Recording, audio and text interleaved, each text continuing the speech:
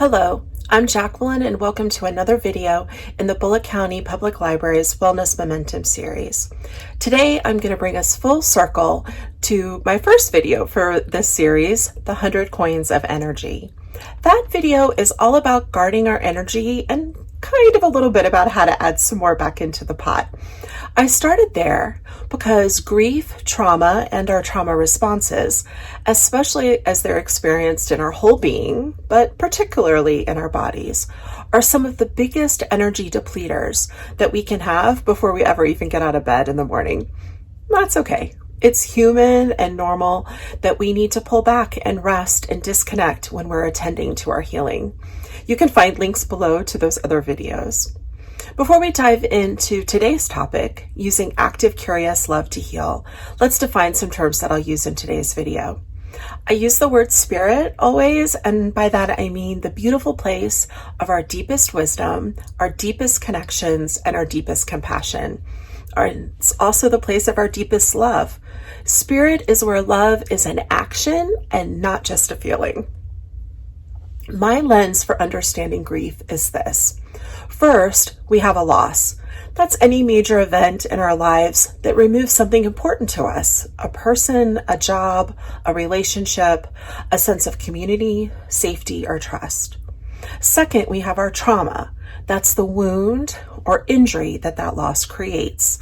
We can feel those wounds in our bodies, minds, emotions, or spirits.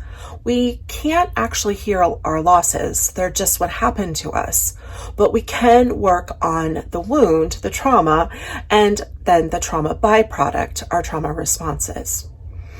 There are initial trauma responses that you might be familiar with: fight, flight, freeze, flop, and fawn. But what makes trauma responses so interesting is a phenomenon that we might call then is now.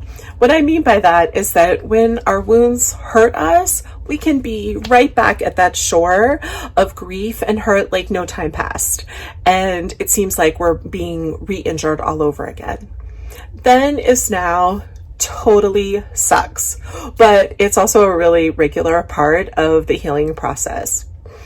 My experiences, both as a longtime healthcare chaplain and as a spiritual and grief care coach, teach me that when we work on our traumatic wounds, our traumatic responses, especially as we kind of become more cognizant of what they are, they also begin to heal as well.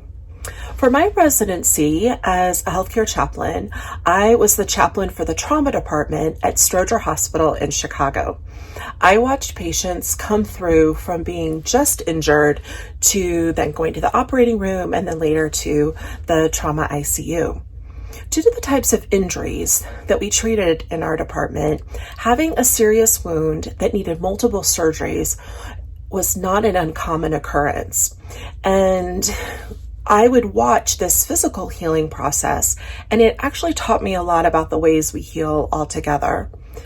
Often the surgeons would need to take a patient back to the operating room to do something called Debride the Wound. And so think about, you might have an area of infection or dying or dead tissue, and the surgeons would gently and carefully remove any of that tissue, debride it, so that the wound could get repacked, and they would sort of like inch the wound back together bit by bit by bit till it could close on its own completely and heal, or maybe they would do a skin graft over it. The only way that I could describe this process would be to say that it is utterly torturous. Kind of sounds like healing, doesn't it? Any kind of healing. It can be so horrible sometimes that you feel like you're dying. It can be so isolating because our pain in so many ways feels and actually is singular. What's not singular is that all human beings face loss, grief, and trauma.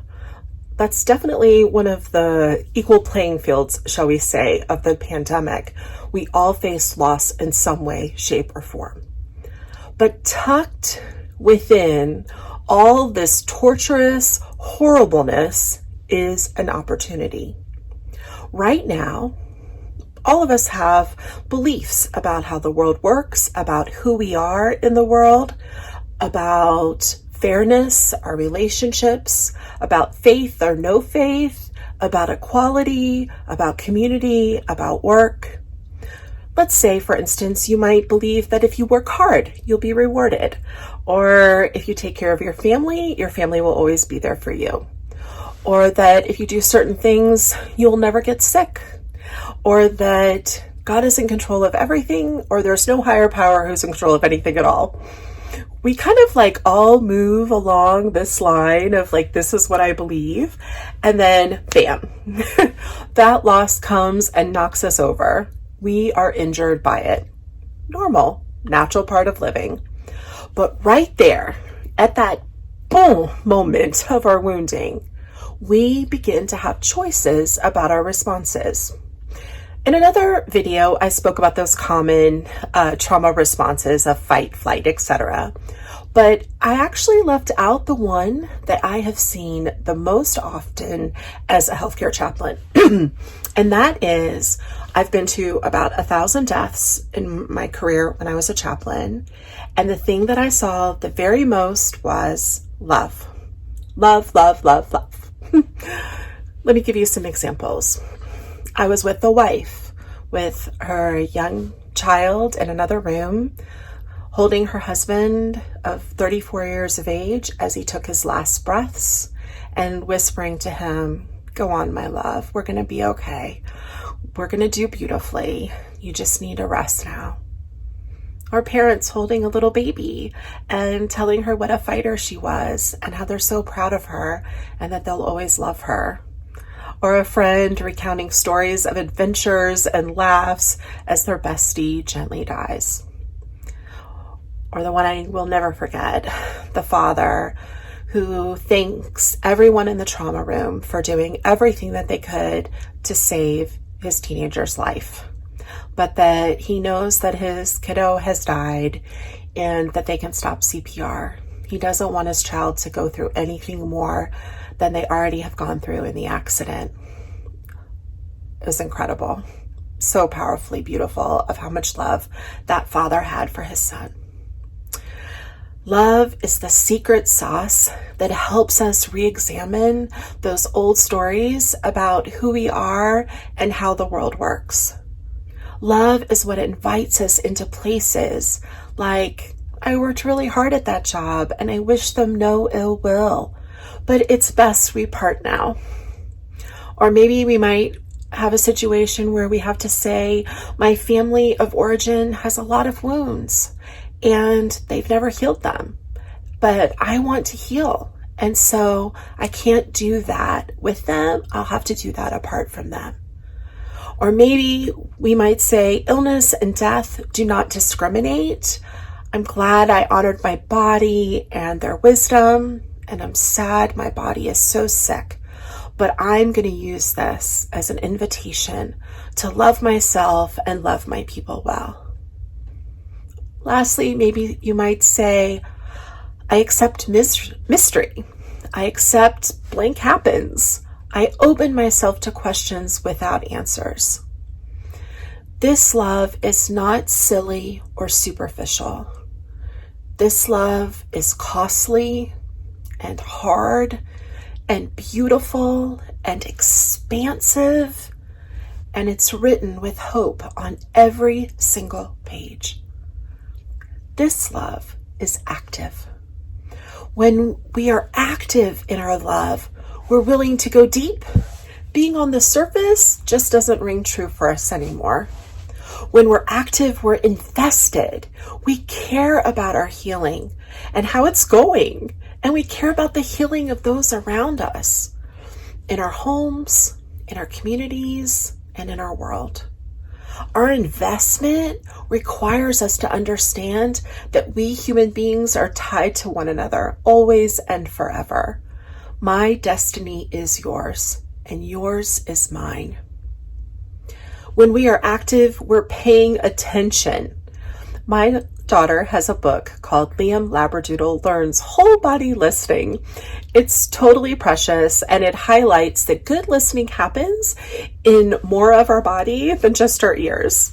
Love invites us to do whole body listening. We pay attention to our bodies and to their wisdom, and we get to the hurt under the body's cries. We pay attention with our bodies and our posture, in our presence, in our softness. We pay attention with our hearts by remaining open-hearted to the pain of other people. We refrain from getting into who has it worst competitions, and we believe one another about our unique and our shared pains. We pay attention to how we speak with love or not to ourselves and to others. We pay attention with our minds by being conscious of what we say to ourselves. Like maybe we might start saying, I'm good, I'm enough, I'm worthy, just as all human beings are worthy of a good, just, and peaceful life. We acknowledge when we have a mental loop. This is one of my favorite ones that I've experienced, which is, I can only be happy with this one person. This one person is the only person I will ever be happy with, but they are completely unavailable to me because they are married or with or whatever, someone else. I can never be happy. You see the loop, how that goes? The thing is, active love doesn't wait for that person. Active love says, I am the author of my own joy and I can find it on my own. Thank you very much. And with somebody else. We pay attention with our spirits by always looking to connect with our deepest love. And that love shows up, and it also refuses to pour any part of our precious lives into something that causes harm to us and to other people.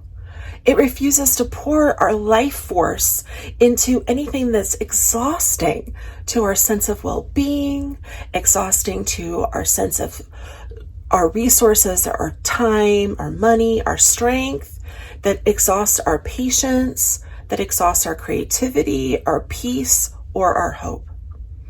When we are active, we allow for rest. We know the limitations of our lives, so we don't ask so much of ourselves all at once. We're not active to be destructive. We are active even when we pull back to heal and to repair. Listen, nobody asks somebody in the emergency room having their broken leg set in a cast to get up and run a marathon, because we get it. The leg's going to have to heal first, right? So the same thing is true for our traumatic wounds. We allow for rest because we know it's a vital part of healing. And when we're active, we make a vow to ourselves and to others that we will attend to our wounds. We're humbled by them. I know that I am. And so we make room so that these wounds can change us and help us to be softer, kinder, more compassionate human beings. We do this when we show up to the wound, just like that surgeon, and we gently, carefully remove anything that isn't working anymore or is infected. And we take it from the wound so that we can allow the wound to close up just that little bit more and heal. This act of love also asks of us to be curious. We're curious about ourselves, our needs, our desires, our boundaries, our gifts, our capacities. We're curious about how we react, or do we respond in those moments when we get whisked out to that stormy grief shore. Let's break those two pieces apart, reaction and response.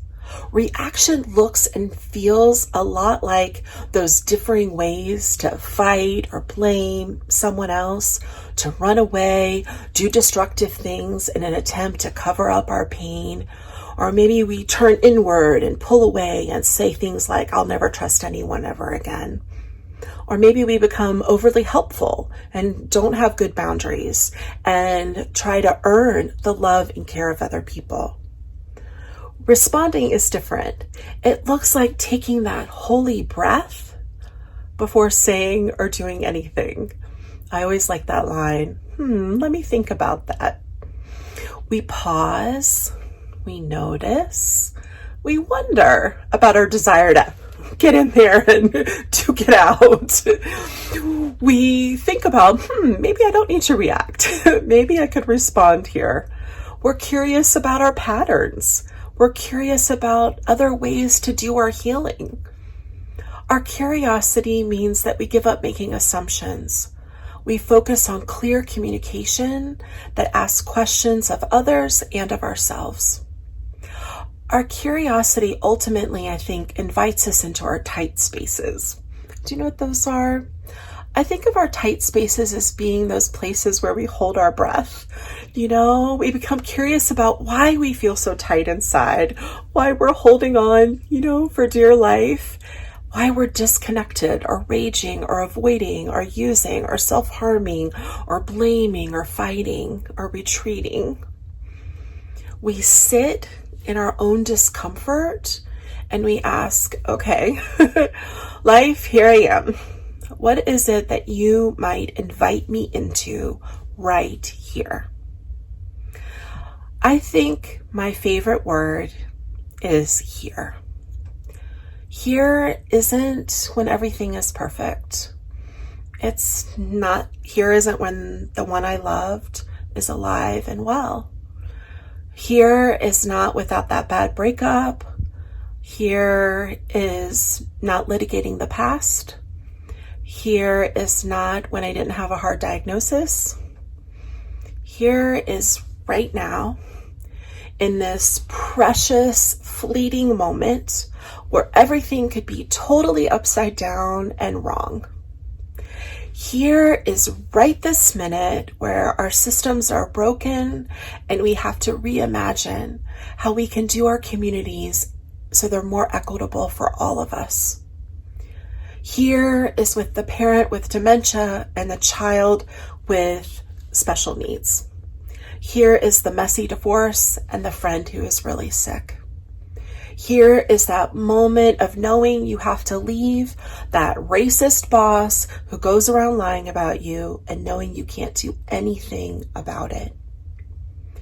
Right here, in the brutality, in the wound, in the trauma responses, in the grief, with losses that are both grand and small, but all feel impossible to heal from. Right here. Here I will be curious. Here I will be an active participant in my life and in the lives and well-being of others. Here I will be soft, especially toward myself. Here I will treat others the way I desire to be treated, always and in all ways. Here I will audaciously love myself and the ginkgo tree and the red-tailed hawk and my best friends and my singleness and my tender belly and my questions and my wounds that keep asking me, come back.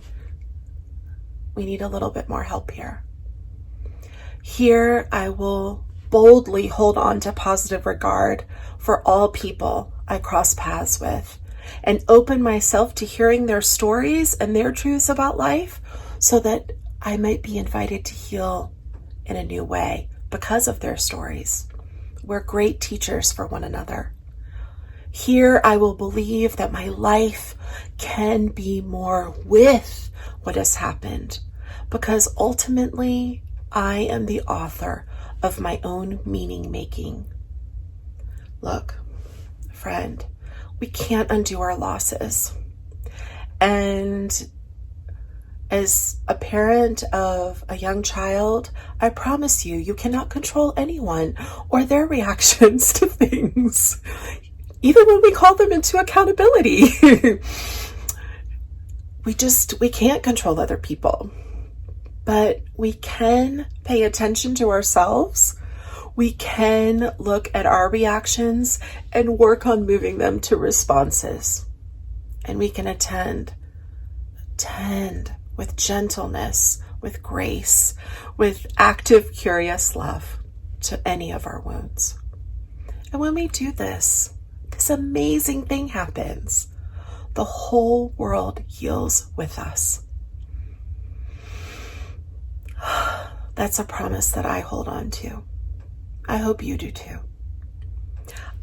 Below, we've put a list of books to go with this video that have helped me personally on my journey to respond with active, curious love.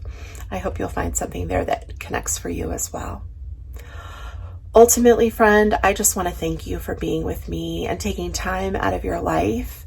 I hope that my words have touched something in you and your own journey of healing. You can heal. I can heal. We all can. And I wish you the very best as you do.